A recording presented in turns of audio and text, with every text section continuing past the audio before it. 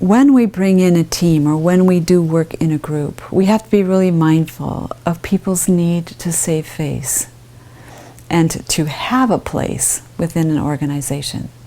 So the first thing we have to do is create safety, create trust, and there's many, many ways that we do that.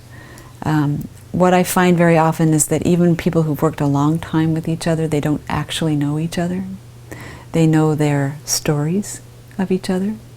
We don't know each other from a space of humanity and understanding that would enable us to work well together. So often there's mistrust, there's perhaps difficult histories people have had. So we have to work quite carefully when we work directly with the team members. And what we're doing in a sense is what one of my beloved teachers, Michael Grinder, taught me is we're creating a third point. We're taking it out of the intensity of me and you in this relationship that's difficult, and we're creating a visual space where we can represent those things without having to actually look each other in the eye when it's difficult. And we can have a certain kind of discussion from a sort of meta perspective about what's going on in the relationship that allows a certain truth to emerge, the truth of what's going on in the relationship field, in a way that's much safer, more contained, and often very, very helpful for the team.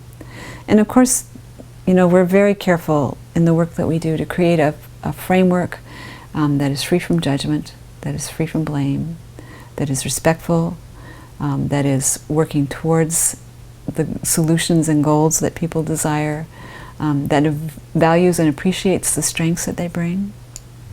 So we tend to work actually in a more appreciative or positive framework rather than, I mean, people start with where they're stuck and where it hurts, of course, but that's not where we want to stay.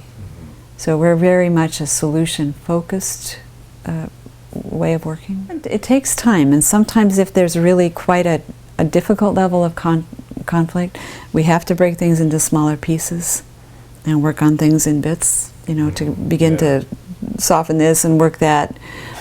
So it's quite an art, actually, but it is a way of really understanding that we have to get the system as a whole to function, and within that, what needs to happen.